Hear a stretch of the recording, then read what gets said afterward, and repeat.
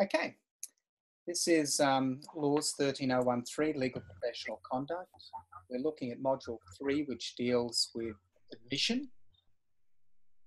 And I've just put up there the notice about online sessions, about whether you mind being recorded or not. I will be posting up this session either later tonight or tomorrow morning onto YouTube and then onto our Moodle site. And then I'll also be posting up the suggested solutions to these questions as well. All right. I'll just stop the screen share for the moment and just bring up the actual Moodle site. So make sure I've got Davina, I don't see you there. Sorry, I was just writing down everybody's name. Hi. When I get rid of the screen share, I can actually see who we've got. Christine, yeah. Luke, yeah. Louise, I don't think I've got you written down. Louise. Okay, good. Excellent. All right, well, what I'll do now is I'll just put the screen up with our Moodle site so that we can just have a look at what the problems are. Okay, so tonight we're looking at problems 9, 10 and 11 because we're a week behind. The tutorials run a week behind the actual questions going up so people have time to submit them. So I have been posting up responses to problems 10 and 11, not so much with problem 9, but I will get back to those tomorrow. So let's have a look at problem 9. So if I just bring that up. Now, the actual question is set out in two different ways. I actually made it an animation at one point, so you can actually look at it in the form of an animation or you can look at it just in terms of the questions. But essentially what we've got is Elizabeth has got a passionate interest in politics and the environment. Then there's several incidents that she's involved with. In one instance, 6 months prior to seeking admission as a solicitor, she was arrested for resisting arrest and assaulting a police officer whilst chained to a gate on a farm earmarked for drilling a coal seam gas well. And then her trial is set down for hearing in the final week of her PLT course, so that's the professional legal training course that she has to undertake in addition to her LLB for the purposes of admission. And despite this, she's been arrested for spitting on a police officer at the G20 political rally 3 months ago. So that's a bit soon, but anyway, that's being held next year. But anyway, and for using offensive language to another officer as a Save the Whale rally at a Save the Whale rally 2 months ago. She pleaded not guilty to both charges, was convicted and fined on each occasion by the local magistrate. Okay. Whilst before the magistrate on the latter charge, she called the magistrate a tool of the establishment and biased in favour of the police. The magistrate then fines her for contempt of court, and then she's seeking your advice as to whether her activities are likely to prevent her admission to the profession in Queensland and how she may mitigate any likely concerns of the admission board. Okay, so there's a whole host of issues there to consider. So I suppose the place to start is to ask you what elements or what two primary things is the Supreme Court of Queensland looking for in terms of whether they admit somebody to the profession or otherwise. What is it are they interested in? Okay. So if you want to say something, then unmute your microphone and then speak. Otherwise, if you wouldn't mind muting your microphone so it just prevents any background noise. Thanks, David. I see you've done that. Okay, all right. Now, can somebody suggest what those two primary elements are that the Supreme Court will be looking for in relation to admission? Does anybody know? Hi, Stephen. It's Louise. Yes, Louise. Sorry. That's all right. I just thought one of them would be as if she's a fit and proper person to be admitted. Okay, so that's an issue of suitability for admission. Mm-hmm. So which section of the Legal Profession Act 2007 does that relate to? Section 32. Okay, yes. What else? What's the what other aspect are we looking for? We'll be holding the relevant qualifications as well, such as a bachelor degree and having your practical legal training completed as well. Okay, so sorry, who are you? David. Okay, sorry, David. It's a bit hard to tell who's who at the moment. So if you're volunteering an answer, if you just wouldn't mind saying who you are, so that we can keep track of that. So thanks for that, David. That's right. So really, there's two main elements. One is eligibility for admission, and the other one is really these factors around suitability and whether they're a fit and proper person. So if we look at the question of eligibility for admission firstly, what do you need to have achieved in order to be admitted? Hi, David. My name's Sarah. Hi, Sarah. What do you need to be eligible for admission? Well, you have to have gone to a university that has a degree that's recognised by the Law Society, Supreme Court. Okay, just to clarify that, you have to have gone to, it's usually a university. There's one exception to that, and that's the law admissions board course in New South Wales. But certainly in Queensland, you have to have an accredited law degree. And who accredits the law degrees?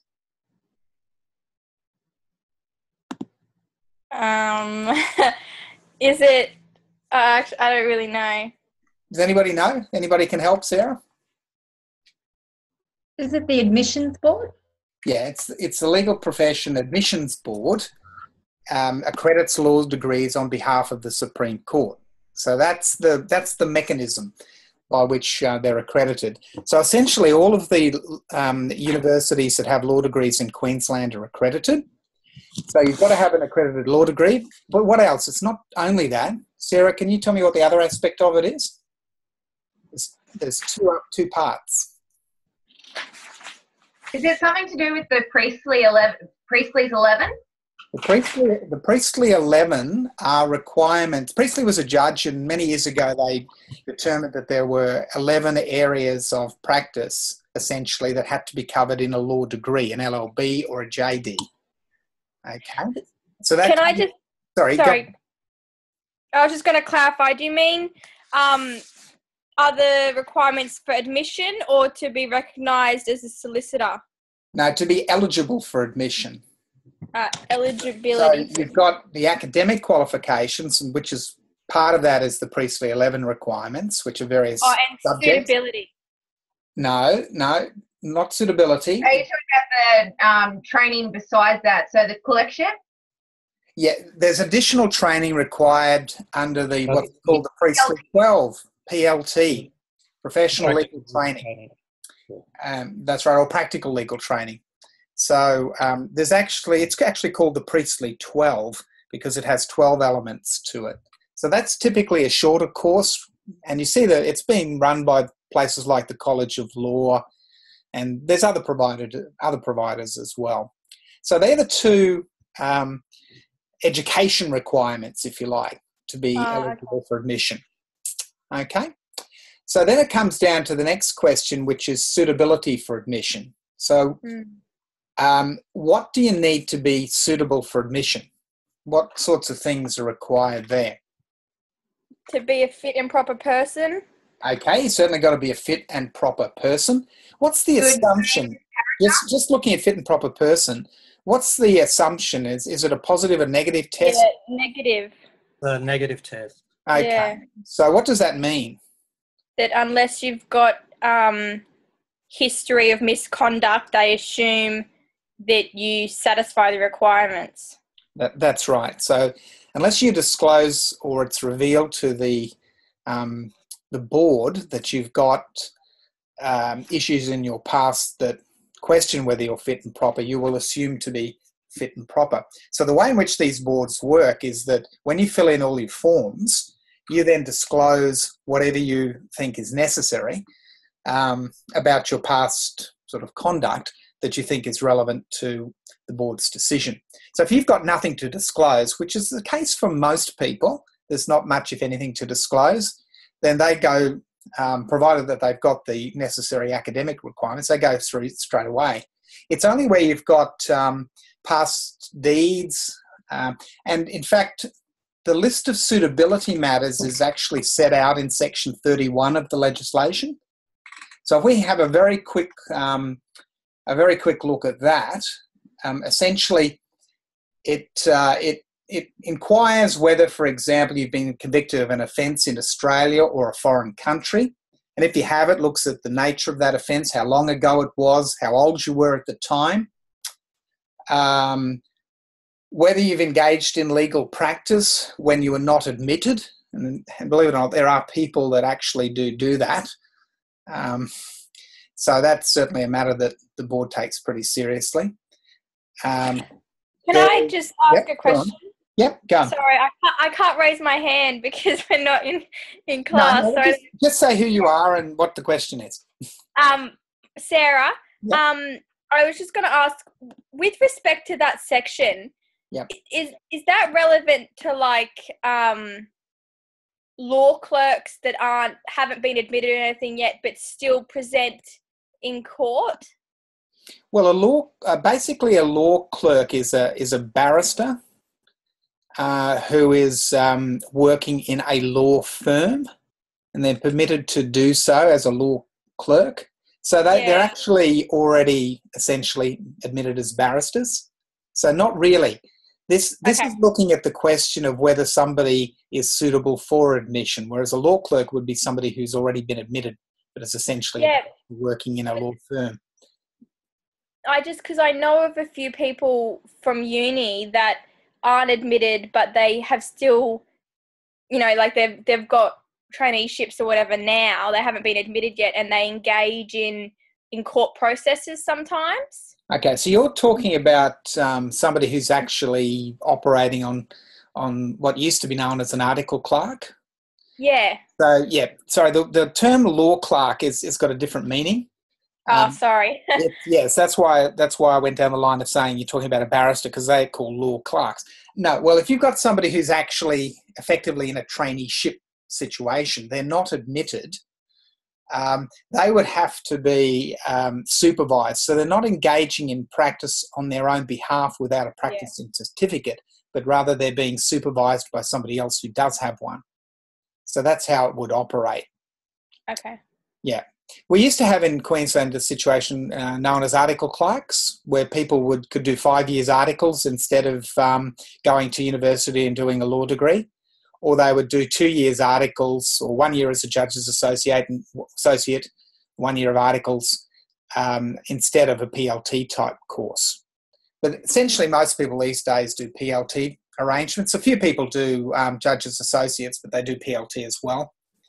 So just getting back to the suitability matters, the other sorts of things is whether they've got any unresolved complaints under any law or foreign law. If they're under a charge or order. For example, if you're under a good behaviour bond, which has not yet expired, then it's most likely you won't be admitted until the expiry of that good behaviour bond. Things like that. There's situations where you might be the subject of a current disciplinary matter in some other profession. An example of that might be that you might be qualified as a migration agent, but are subject to a problem or a disciplinary action under a migration agents registration board. Or you might be a nurse and you're subject to some sort of misconduct or disciplinary matter in that profession. So they'll look at all of these sorts of things. And there's a whole list of things in Section 31 of the Act, which you need to be familiar with if you get questions related to these sorts of issues. Okay, all right, then you've got to be, it was referred to earlier, you've got to be of good fame or good fame and character. The test is negative. It's assumed that you are unless otherwise disclosed. So you've now got the basic structure of what's required for admission. And there's all sorts of forms you have to fill in and you have to get certificates of different people, but that's the basis of it. So the question is, what about our particular person, Elizabeth, who's done all sorts of things? So one of them relates to political activities. So what do you think about those political activities? Should that be something that prevents her being admitted? Well, hi, it's Davina. Hello, Savannah. Hi, just going through the textbook, basically, it looks like the judges can sway on that. It looks like some of them think that it can be a problem, but a lot of them are saying that it shouldn't be an issue because if you just didn't allow anyone to enter the legal field who has political background or is pretty radical, you'd be missing out. There's a few things you need to take into account when looking at these types of cases.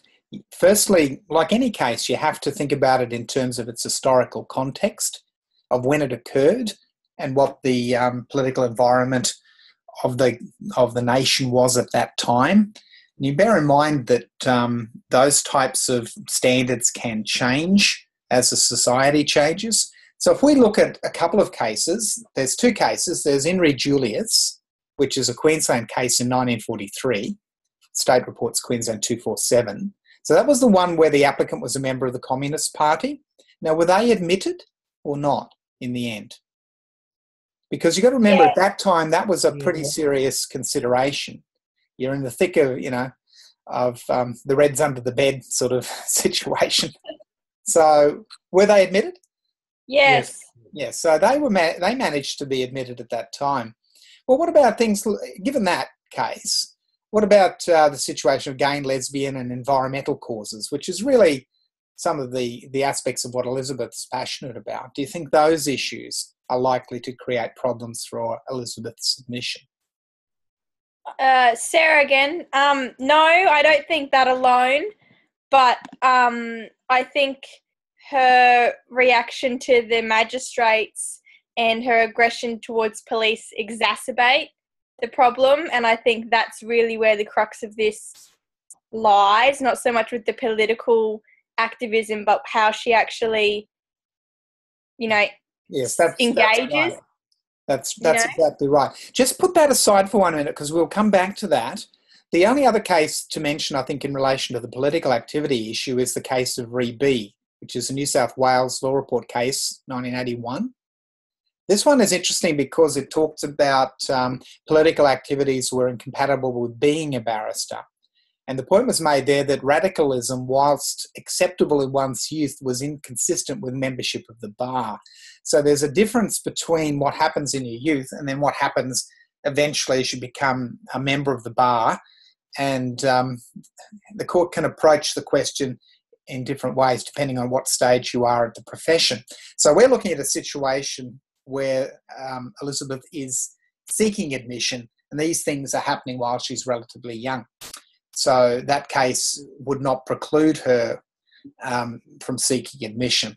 However, she did these sorts of things while she's while she is a barrister, particularly the matters you've mentioned about abuse of legal process, and contempt of court. That's quite a serious matter.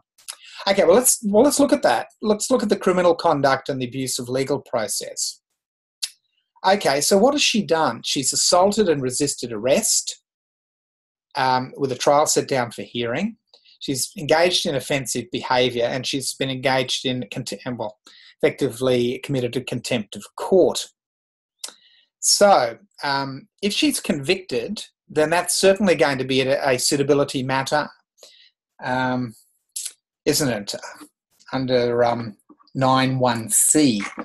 We go back to those, you can have a look at section 91C in relation to that, but it's certainly going to be a suitability matter if there's a conviction. What about the contempt of court situation? How serious do you think that is? Sorry, Sarah again. I think that's actually arguably more serious. Yeah, absolutely. It's very serious. Right, Davina. I think that's what they've mentioned in one of the other cases. To be honest, I can't remember which one it was, but they were saying that it shows a lack of what's the word? It shows a lack of respect for the court system if she's going to have a go at a magistrate. That's right. Exactly. So that in itself, I think, would be something which is highly likely to prevent her from being admitted. So she would be on very thin ice, I think, in relation to that. And it's not just that she had a go at the magistrate, it's that she actually accuses the magistrate of being biased. Yes, that's right. Like one step further of just being like, well, I disagree with what you're saying. You know, it's not just being rude, it's actually going even further than that. And, you know, yeah. Absolutely. I think she's got big problems. Even the fact that she's assaulted, there's been engaged in assault and resisting arrest is not going to go down very well in her favour either. I've seen situations where applicants have come before these boards and there's been assaults like this, and that has led to delays at the very least, or explanations sought as to what actually happened. So even that assault could be enough to delay her admission. I think the contempt of court would probably prevent her being admitted in the circumstances. Is there a way in which she can find out earlier as to whether she's likely to be admitted or not? Apply for pre-admission? Well, you can apply for a declaration, can't you, to get a sort of a ruling earlier on as to whether certain disclosed matters are going to affect your admission. Say, for example, this had all occurred years ago, and she, before she actually commenced her law degree, it might be something that she would want to get a ruling on before she commenced her law degree, rather than being in a situation where she completes the degree only to find that she then runs into a situation where she can't be admitted. So it is possible to apply under Section 32 of the Act to the board for a declaration that whatever matters you're disclosing, without more, as to whether that will adversely affect an assessment by the board as to whether you're a fit and proper person. So there is a mechanism to get fair warning about these things before you advance too far with your particular law degree. So that's something to bear in mind if somebody's got a particular problem that they're worried about. Excuse me, Stephen. Yes. Yes, Jeff here. So do I take it that they do a security or a police check on everyone, do they? Yeah, they basically do. I know certainly what happens in New South Wales, and I suspect it's similar in Queensland, is that they do a police check. So they do have criminal history reports on each admission. So there is no point in lying about convictions, because all of that will come up as part of their checking processes. Yeah. So basically, you need to come clean about whatever's happened in the past. But if it's something that's happened a long time ago, particularly if it's a fairly minor offence and it was committed when somebody was fairly young and they've had a clean skin for a long period of time, then really the weight of those factors becomes quite less. So, like in Kane's case. Yeah, I think just the main one that they're concerned about is any offences that relate to dishonesty. So stealing money. So some of these things like fare evasions are at the low end of that sort of scale, but certainly theft is something that they take a lot of notice of, because it's really showing a pattern of behaviour that's inconsistent with being a fit and proper person. So they're the main sorts of things to watch out for. But if that's happened, like when they're 15 years of age, they stole something, shoplifted from the local shop, and then they've been convicted of that, and they're remorseful and all the rest of it, then given that that's probably a long time ago, then those sorts of things are not going to prevent admission. They do have to be disclosed, but the likelihood of that preventing an admission is low. Things like plagiarism is another one to watch out for. I know particularly the Supreme Court of Queensland is very fairly take a hard view on plagiarism, because it's a form of dishonesty as well. And that typically arises in university studies. So if somebody's got an academic misconduct matter, then that will be taken fairly seriously, and that can result in a delay of admission as well. So yeah, it's Jeff here. It's Jeff here again, Stephen. So how would they pick that up? Do they then search everyone's university records as well? no, the universities won't generally reveal that information. So it's not a case of the universities providing that information to the board, but you are required in your admission to disclose those matters. So if you've got something like that and you fail to disclose it and then it's found out, then that's in effect another instance of dishonesty. And I've seen instances where there might be a couple of students who've colluded together and both have been found guilty of misconduct, if you like, for a plagiarism matter or cheating.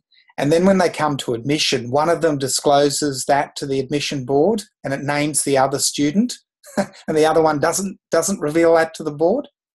So these things have an uncanny way of coming out.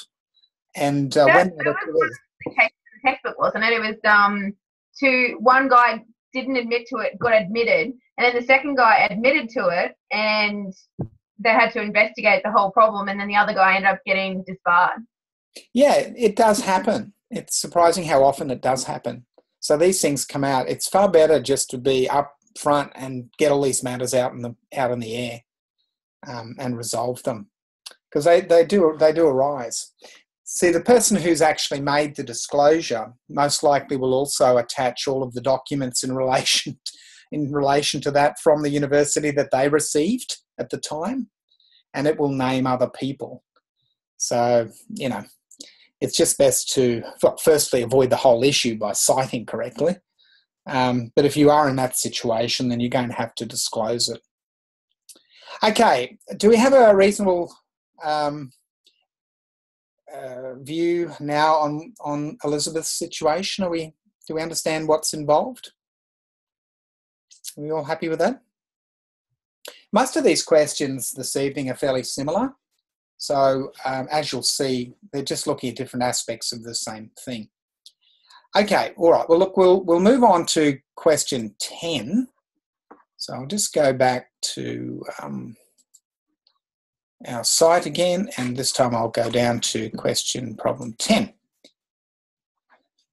Okay, so here we have another case. So Marianne is 24 and is an applicant for legal admission. She's completed her LLB last year.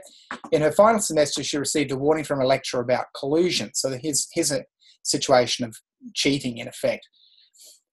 She and another student received a 0 mark for a 5-mark question. It was alleged that Marianne and her colleague had colluded. Both Marianne and the student denied the allegations but said that they'd studied together. No academic misconduct report was made. Okay, so it didn't go through the usual processes within the university where you've got, an allegation is made, the students afforded natural justice in terms of explaining the situation, and then a decision is made and a report is done. So what's happened here is that the academic seems to have awarded a 0 mark in this question, but it hasn't actually resulted in a misconduct report being generated. Okay, she's then completed her practical legal training course. On her last day, Marianne was running late for her exam. She arrived at a train station. She'd forgotten her concession card. Boarding the train, she was met by an inspector. As she produced a concession ticket, she was required to produce a concession card. Since she didn't have it, she was issued with an infringement notice, fine of $85. She paid that. She was very concerned it might affect her admission. She comes from a conservative family. She's basically has got sort of Anglo, what is she, a WASP, a white Anglo-Saxon person, believes Australia's a far better place than white Australia policy was in force. So she's got some potential racial issues with her family. During her time at law school, she's met people from various cultures. She's become inspired by her immigration law lecturer. She's read more about migrant refugee experiences, become involved in asylum seeker support groups. So she's sort of, in a way, rebelled against her family and has come down on the side of supporting these various asylum seeker groups. The group's main focus was to challenge current immigration policy on detention centres. They're involved in protesting. She's questioning the principles of parents, etc. She's written a number of damning articles against the current government, a number of influential people who've anti-asylum seeker views. She was arrested on several occasions. Protests got out of hand. She's not being charged or convicted of these offences, but she's known for outspoken views at public forums. You then asked to do two things: advise her on the process of application for admission. And when I was looking through the answers that people had posted up on the site, we sort of had a divergence. Some people actually set out the processes, which is what this question was trying to do, to get you to look at what you're going to need to do when you're seeking admission. And then the second aspect of the question was she's concerned about these activities and you to advise her on the best course of action in relation to her application for admission. Okay, so there's only essentially two aspects to the question. One is the admission process itself, and then the second aspect is what's required to be disclosed. So if we look at the admission process, what does she actually have to do to be admitted? Can anybody just run through generally what the requirements are? I realise they're quite detailed, but if we can get a global view, I think at this point, that would be sufficient for our purposes this evening, because I'll put up a detailed answer that has all the bits and pieces. But can somebody start us off by telling us what's needed to be done and where do people look for the actual process? Because you're going to have to do this fairly soon. So that's one of the objectives of the courses, to help you with the admission process. So has anybody got any answers, or we've all gone stony silent? I'll have a go, Stephen, if you like. It's Louise. Okay, Louise, good. Have a go. Well, I've got that she must firstly apply for admission at least 21 days prior to her application being heard. She files her application with the Supreme Court, and she needs to prepare a Form 9, Notice of Intention to Apply, a Form 7, Statement of Eligibility and Suitability, and 3 Form 8s, Certificate of Suitability, a copy of her academic transcript, a copy of her degree, a copy of her completion certificate of the PLT, a copy of supporting disclosure documents, and then there's a fee payable to the Supreme Court. Okay, yeah. It's quite steep, isn't it, the fee? Yeah. So I think it's around about $522. So it's quite expensive. And then 12 days prior to the admission, she has to file a certificate of compliance under Rule 11 as well. So that was very good. Thank you. So that gives you the detail on what's required. She does actually have to publish a notice in the Rockhampton newspaper as well, at least 14 days, but not more than 28 days prior to her admission. The reason for that is that it gives an opportunity for people to object. That doesn't happen very often, but it has happened. And what will happen is that it could actually go one of two ways. There could be a written letter written to the actual admission board, who will then consider the issue. Or alternatively, it may actually arise on the admission ceremony at the Supreme Court, which is a bit more embarrassing for people, but those sorts of things happen. The other thing that can happen at admission ceremonies is that if there's instances of plagiarism, sometimes those things are brought, the presiding judge, often the Chief Justice, will bring those matters out during the admission ceremony. So it can be quite embarrassing that way. So when you get somebody to move your admission, make sure you get somebody who's capable of arguing on their feet in case something goes wrong. I remember when I had my admission many moons ago, I got a QC to do it in case something went wrong. But I was just overly cautious. So yeah, and usually give those people a bottle of wine or something. Okay, all right. Now that was really good. Thank you for that.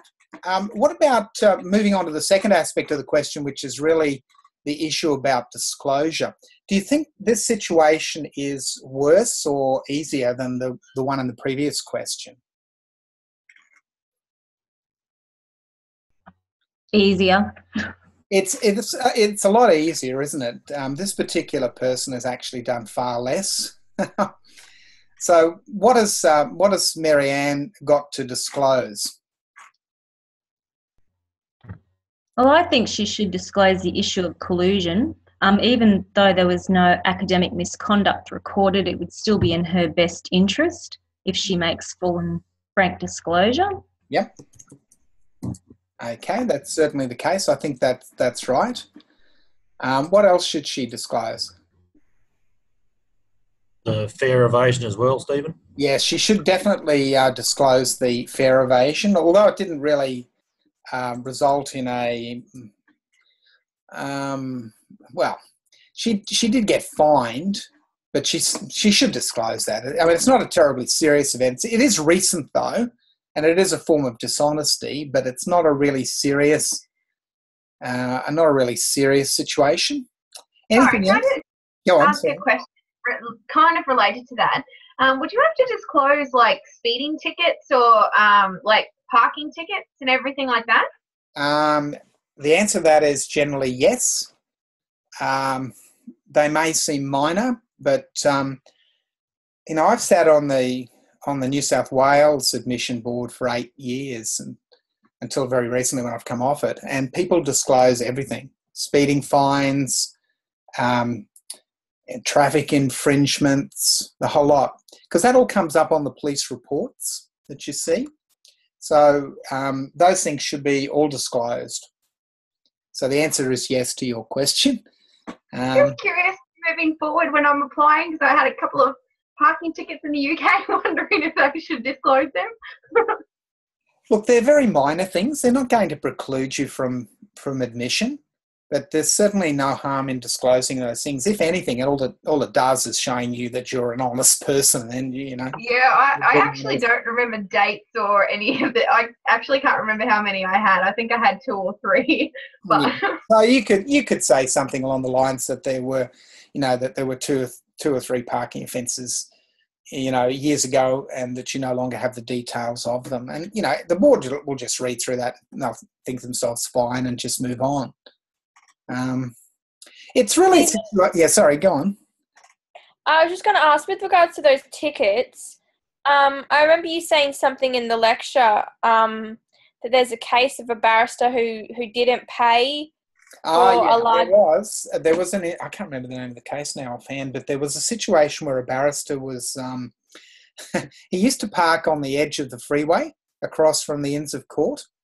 And there weren't any signs, any council signs initially, so it just parked on the footpath in effect. And he got hundreds and hundreds of parking fines. And eventually the council erected notices that you can't park there. And he ignored those sort of things. So what happened was that eventually, you know, it was a question as to whether this was an infringement of the law, and whether he should be in fact struck off for disregarding the law. I should try and find the name of that case. I don't think he was struck off in the end, but it certainly was quite serious. It wasn't just 1 or 2; there were hundreds of these things. So, I mean, that's the possibility. If you had hundreds of these things and you were coming up for admission, then that would certainly be raised as to why you're flagrantly disregarding, you know, the law in that respect. But if you've got a small number of these things, it's not relevant in the scheme of things. The ones that are more relevant would be sort of mid to range drink driving offences, those sorts of things. Or if you've got a series of aggravated assaults and things like that, which shows that there's potentially some sort of anger management issue, or you've got a problem with alcohol, or some sort of mental illness that requires further examination, and the board may order a report be prepared by a medical practitioner or a psychologist or psychiatrist about those sorts of issues. And that goes to the question as to whether you're fit and proper. So, you know, those sorts of things. With regards to mental illness, I just wanted to clarify. So what sort of things are we talking about? I mean, a person that has depression or a person that's schizophrenic? Like, what's the scale of? No, it has to be. It has to be something that can impact on their profession, their ability to successfully do their job. So if you're somebody who suffers, say you're somebody who suffers from depression, but you're under medication that stabilizes that condition, then it's not likely to affect your performance. If you're somebody who's bipolar, who, for argument's sake, and who goes off and sometimes takes their medications and sometimes not, and when they don't, then there's all sorts of issues that arise out of that, then they're the sorts of things that will require, or most likely require, some sort of medical report as to whether you're fit and proper because of that illness. But if depression by itself was something that would preclude admission, then most of the law students probably wouldn't be admitted. Yeah, that's why I was asking. There's so many people suffering from depression to varying degrees, and you see this from reports and surveys, that look into the status of the profession and also law students. So, no, that's not in itself going to preclude your admission. It's really, if you're schizophrenic and that manifested itself in committing of offences, then that certainly would be something that would need to be disclosed, because it does go to the heart of the question as to whether you can actually be a fit and proper person in doing the job as a lawyer. But depression by itself, I don't think so. Okay, all right. So this academic misconduct, we've decided, yes, it should be mentioned. The traffic infringement notice certainly should be. What about the political activity? Again, we come back to Re B and Re Julius's case. Probably not enough here to warrant any, anything to really inhibit admission. Certainly can be disclosed. Certainly disclosed the arrest charge and was acquitted, then you'd certainly disclose that sort of thing as well. You do need to have references and certificates of suitability. You've got to have, I think, 3 of those from memory. So you'll get those from people who are familiar with you. If, in fact, you do have things in your past that you think are problematic, then those should be disclosed to the actual people who are filling in these certificates of suitability, so that they're aware of them, and then they can take those into account and hopefully refer to those in their certificate, but nevertheless come to the conclusion that they think you're a fit and proper person. So that's the sort of things where somebody may have might have had a problem with alcohol that had manifested itself in say offences related to assaults, and then there's that past history, but that has been disclosed to these people who are giving the certificates, and then they can say that in their knowledge of the person over the past few years, they haven't seen them engaged in conduct where they become drunk and aggressive and all of that sort of stuff. So that helps to mitigate these past problems. But you certainly need to make that aware. Those sorts of things should be known to the people issuing the certificates. Okay, all right. The downside or the effect of non-disclosure, so if you don't give full and frank disclosure, then if it subsequently comes out that you've done something untoward, then there is the potential of being struck off the roll following admission. Or not being admitted if for somehow those facts come to light during the admission process. And they do come to light on occasions. The boards do get letters from people who object to admission. So, for example, if you've assaulted somebody, then they may well write a letter to the board saying that you're not a fit and proper person because of this conduct you've got in your past. So if you don't disclose that and then the board receives a letter saying that this has happened, then again, that's a form of dishonesty by failing to reveal those facts. And that, in fact, that failure is actually a much more significant event than the actual potentially the actual assault years earlier, because it shows you're dishonest because you're not revealing this information which is required by the board in order to make a decision. So they're the sorts of things you need to be wary of. Yeah. I was just going to ask, in regards to that, so as a rule of thumb then, in practice, would you just disclose pretty much anything and everything you could think of? Yes. Or do you just make a judgment call? I think it's better to disclose than not to disclose. Yeah, because I feel like there's no harm that can come from it, so you might as well just disclose everything, right? Yeah, I think so. I think that's the best policy. There is actually guidelines produced by LAC, the Law Admissions Consultative Committee. That's a national body which is made up of representatives of all of the legal practitioners admission boards around the country. And it reports to the Council of Chief Justices, so the High Court Chief Justice, Federal Court, and the State Supreme Court Chief Justices as well. So it's produced a set of guidelines to help people in relation to disclosure as well. And I think you'll find that there should be links on the Moodle site to those. I might even put them up. I'll have to check that. I think they're there. So that'll give you some assistance as to what to disclose and what not to disclose as well. Okay, let's move on to the last question. And again, it's very similar. This is question 11. So it really goes over similar sorts of issues. So I'll just put that one up. Let's see. Yeah, I will put up those. I'll just make a note to put up the LAC guidelines. I thought I had those up there, but I just can't see them at the moment. Okay, so let's have a look at problem 11. Okay, so here we've got a situation of Teresa. She's born in Melbourne. She's moved to Queensland. She's been offered a place for a Bachelor of Laws degree somewhere. At the time being offered the place, she was 28. She successfully completed her law degree. She got an average of 75%, presumably. She applied for a legal traineeship and was offered a place in a mid-tier firm in Rockhampton. She's 32 years of age now. She's about to complete the traineeship. It said she has an interesting youth, or was an interesting youth, which she's been able to conceal from those she's worked with at the firm. Okay, that's not necessarily a good policy, but anyway.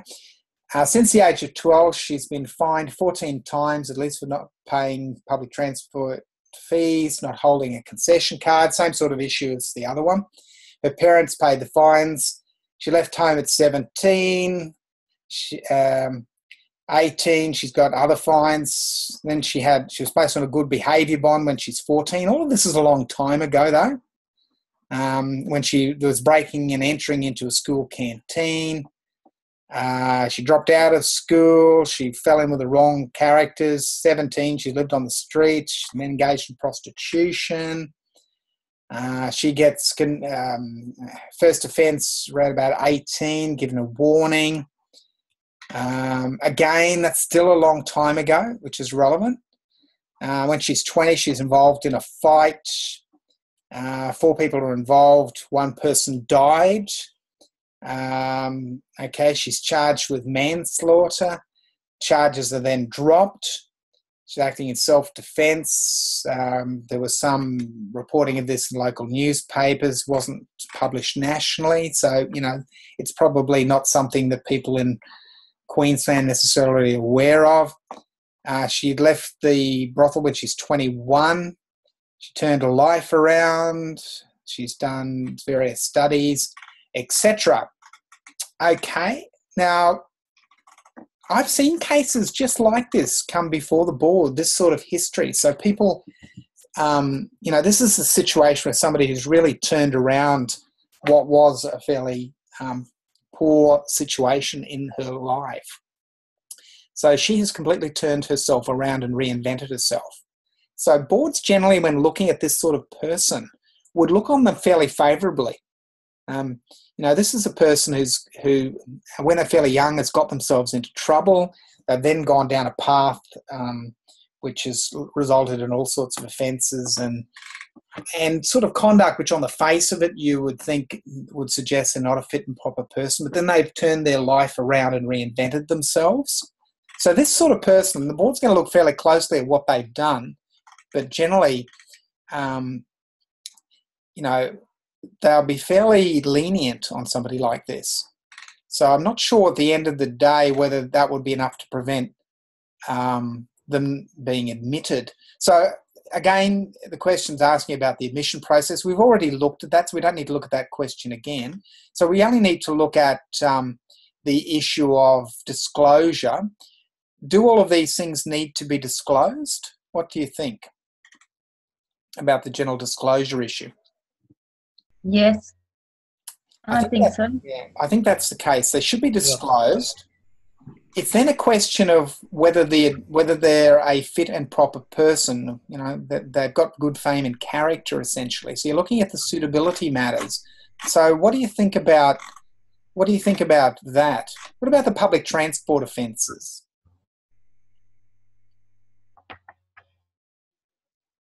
I think it'd be better if she did disclose. So those things should be disclosed, but they were a long time ago. So that in themselves is not likely to prevent admission. Okay. Then you start to look at things on a police record. So what about the soliciting charges? So these. Yeah, I actually wondered about that myself. I mean, she didn't actually get charged with anything. She was just given a warning for it. So, I mean, I think it would probably be better if she disclosed it, and it was a while ago. So I don't think it would impact, but I'm just curious about how, I mean, it was, she went to. These things, you know, these brothels can be registered in Victoria. They can be legal. Well, she went to the brothel after she got the warning, though. Yeah, so before that, she's got this warning. So I think she should disclose this. Not necessarily about working in the registered brothel, because there's nothing illegal about that. Wouldn't that support her case, though, being able to say, I was working unregistered, but I changed my ways, or? Well, she could certainly do that, but I don't think the latter part of that is going. Well, it's not going to be held against her because she's not doing anything illegal when she goes to the registered. Can I just ask as well? Are these matters kept confidential? Yes, absolutely. Yeah. And then my second question was going to be: is soliciting? I mean, obviously, there's a stigma attached to it. Is it viewed at all as dishonest, depending on, you know, how you conduct that part of your career? Well, I think the first question is whether it's legal or not. So the registered one makes it legal. The earlier one was illegal, but again, it's a long time ago. Does it go to the question of dishonesty, for example? You know, it's not a case of stealing money. It's not a case of, you know, it is an illegal activity. But I mean, something that could harm a client, in other words. Well, but I mean, what about the whole married, you know, the like, you know. Issues whether you're married or not is going to not be relevant. But I mean, isn't that dishonest though? If you're engaging with clients that. Well, no? I don't think the board would inquire. To be honest with you, I don't think the board would inquire that far into it. I think they would look at this. You can have a list of your clients. And I've seen, no, that doesn't happen. I mean, I've been on boards where this has happened, this exact situation. And what happens is, in reality, they just say, okay, well, looking at this, it's a long time ago. The person's turned their life around. I don't think, other than the board members looking at each other and thinking, oh, well, you know, here's another one of these. I don't think it really goes much further than that. Can I then ask, can you be admitted and still be engaging in that conduct if it's legalised? Well, if it's not an offence, it's hard to say you're not a fit and proper person, because what suitability matter would that be a breach of? That's how you'd look at it. That's how the board would have to look at it. They have to apply the rules. They can't just make a moral judgment and operate outside of the rules. So you have to look at the actual suitability matters and to see whether that's a problem for any of them. Isn't there a section though that says anything else the Supreme Court deems relevant? Let's see. I'm just having a look through them now. I have a question about the Supreme Court too. When you say confidentiality, this is slightly off topic, but isn't it true that if let's say there's a parking ticket outstanding, that parking ticket wasn't paid, it resulted in disclosure, the board found that parking ticket resulted in something that was adverse to the application for admission, wouldn't you then have the opportunity to apply to the Supreme Court for their discretion to grant admission? Yeah. And in those circumstances, wouldn't that determination of the court be actually published online for the world to see, so to speak? Well, yes. Yeah, that's what I thought. It could come out that way, but it's not common. It's not a common event. Right, okay. Most of these matters, well, look, the vast majority of them, like 99.99% of them, are dealt with by the board, and it won't. That's not going to come out. As for somebody who's currently engaged in that activity, I think then it's a question of whether it breaches any of those suitability matters in Section 31. So I think the board in that case will be going through those with a fine-tooth comb. When you look at them, it's hard to actually identify one that would actually breach. I can't see one where that would actually breach those provisions, just having a quick look at them now. I mean 31(2)(b), other matters that the Supreme Court considers relevant. I mean, personally, I sort of feel like it would be discrimination to say it's legal but you can't engage in it if you're going to be admitted to the board. That's... Well, because it brings the legal profession into disrepute. Yeah, well, that's what I mean. Yeah, I mean, that's why I'm saying, would it be under that section B? That would be the argument. I think there's a question of it being sort of morally repugnant in society. Not that it is, but the way society views that behaviour. So I don't know. I don't think the board could really make a determination that it was an offence, though, because it's not. No. It wouldn't. Well, provided it's done in an illegal brothel, it wouldn't be. Yeah, I agree with you. So I didn't catch your name. That it would be an issue that probably society would frown upon it, maybe. But I don't think they couldn't justly deny someone admission. No, I don't think the board would hold up admission based on that. I don't think that would happen. But anyway, I mean, these things are always open to argument. So, they're not always 100% cut and dried. You do have instances that can result in situations where there's problems. But, yeah, I don't know. I'm not sure how the board would react to that. My initial inclination is that it wouldn't prevent admission. But if they were engaged in it while being a member of the profession, as in the legal profession, not the other profession, then if that, for example, became something that was in the local press and stuff, then that might be a situation where it starts to bring the profession into disrepute. I don't know. I don't think it would prevent admission, but it may be a problem after admission. So anyway, look, I don't know 100% the answer to that. We'll probably come across a case of it at some point. Maybe we can have a little exercise and see if we can find one where that's happened. Okay, just the last aspects of this. What about the situation of the where the person was killed? What do you think about that? Although they weren't actually convicted of manslaughter or anything, the charges were dropped. Is that something that needs to be disclosed? Definitely. I think she should definitely disclose that, and particularly the fact that the charges were dropped, not found not guilty, they were dropped. Well, but weren't they dropped because her defence was found adequate? Yeah, it still would be on a police record. It's not a record of being convicted, but it's a record of being charged for that. So the board would be aware of it anyway.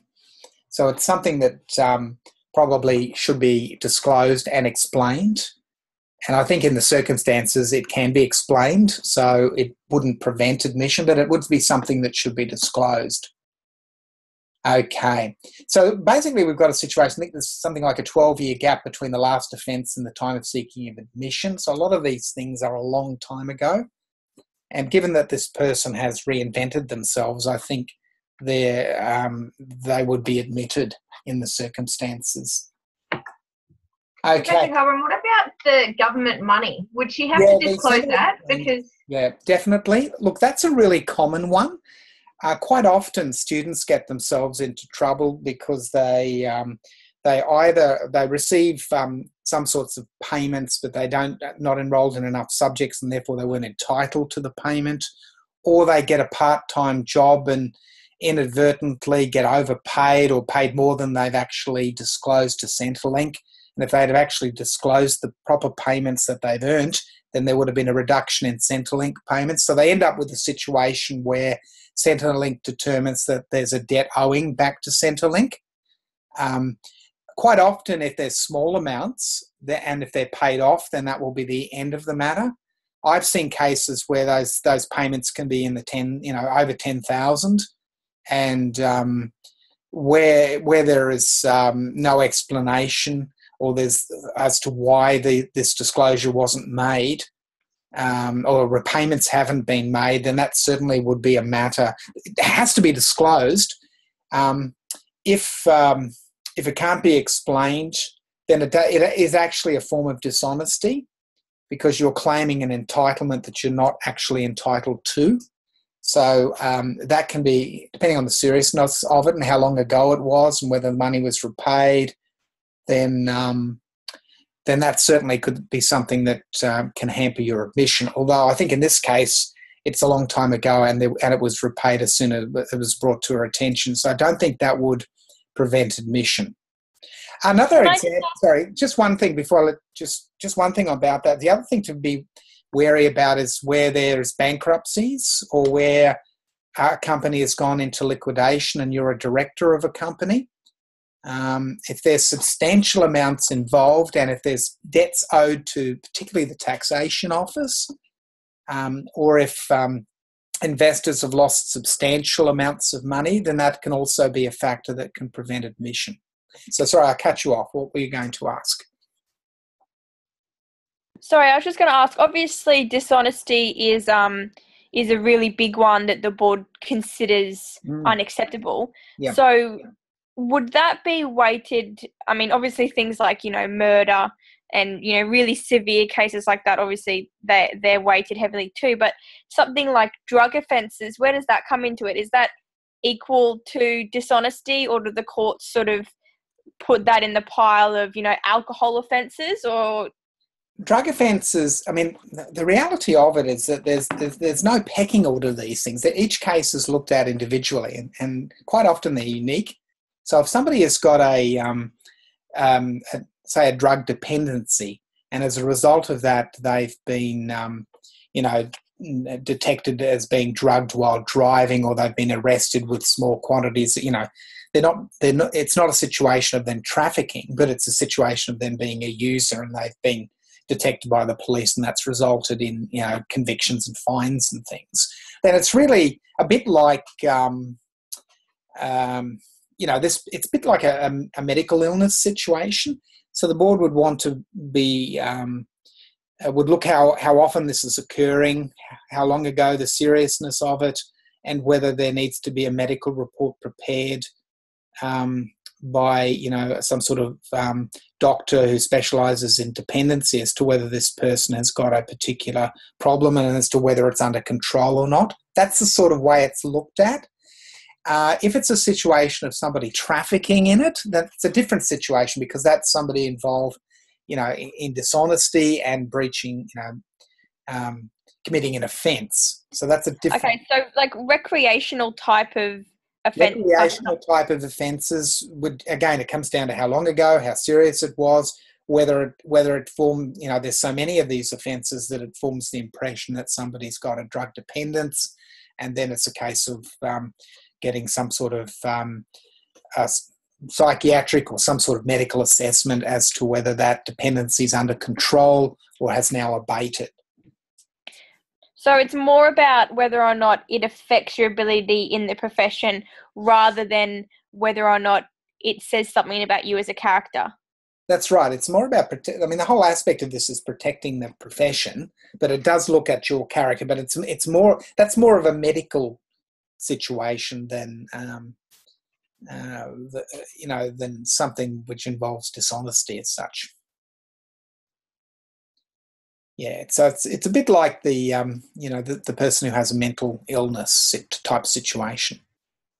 I mean, if you're confronted with somebody who's got lots and lots of drug offences and it's been going for a long time, including very recent ones, then that would be a situation where a board would be quite keen to get some sort of medical assessment of that person as to the impact of this drug addiction. And it may, if there's a lot of these things, it may go to the question of whether they should be admitted or not. And they may, in fact, they'd certainly be delayed while a report was prepared as to whether this addiction was under control or not. But if you have had convictions, for drug dependency in the past, and that's now, some time, quite a bit of time ago, and there's no apparent reoccurrence of that, then that in itself wouldn't be, I would have thought, enough to prevent your admission. Okay. All right. Any other questions arising out of this particular topic on admission? We all comfortable with it all? Okay. All right. Well, if that's the case, I think we might call it a night. And next week, I'm thinking about next week, we might actually have 2 tutorials because there's quite a lot of material to go through. As you're probably starting to realise when you have a look at particularly at the trust accounting areas. So there's quite a few problems there I need to run through with you, and there's a bit of accounting involved. So I think what I might do is run a couple of tutorials next week so that we cover the amount of work involved. If you're not familiar with accounting, it can take a bit of time to come to grips with it. What date and time would you have them, Stephen? Well, we'd certainly have one the same time that we've got now. Yep. So I'm just having a look in the diary here next week. All right, so we've got Thursday 7 till 8 or a bit after 8. Are they all going to cover the same substance, or do you mean just so we could go into deeper detail? No, because there's quite a few questions, I think there'll be separate tutorials covering the questions involved. Because I think it's too much to do in an hour anyway. I know the trust accounting ones will take that. If we actually have a look at what's there, these trust accounting questions 17 through to 21 will take at least an hour, and these ones here, 12 to 16, again they'll probably take 45 minutes, maybe something like that. It's mainly the ones I'm more concerned about are the trust accounting ones, because that's the ones that people can have difficulty with, particularly if you're not used to any accounting. And even if you are used to accounting, there are some peculiar things associated with trust accounting that's different from normal accounting. So and you need to be familiar with how this trust accounting works. So in terms of your time, you should spend more time on these trust accounting areas and how the accounts work. And that's what these questions are designed to do. They actually, if we just look at any one of them, so if I click on problem 19, I know some of these ones actually have trust accounting bits in them, I think, from memory. Just have a quick flick through just to see. Yeah, so you're asked to draw up trust account checks and check butts and things. So people who are not familiar with checks, you might be familiar having received a check, but quite often I find students aren't familiar with check butts and what check accounts look like, surprisingly enough. Although we've got we've got a lot of mature age students, so hopefully that won't be so much of a problem. I know school leaders have tremendous trouble with this because they're not used to operating check accounts. So yeah, so I just want to try and get a little bit more time. So I was thinking maybe Wednesday evening, Thursday evening, something like that. But it will be recorded so that if you can't actually attend, don't worry, because I will record it and it will be available. And if you've got problems, you can ask me questions, send me an email or post something up on the actual Moodle site. I'm quite happy to go through it. But it is important that you understand how the trust accounting elements work, because that's one of the things you really do need to know in practice. Because if you're sloppy in terms of managing a trust account, then you can easily get struck off for that. It's quite common for people to be struck off for just sloppiness or not understanding the how trust accounting works. So that's why I put a bit of an emphasis on it, so that at least you're aware of these things by the time you get out into practice.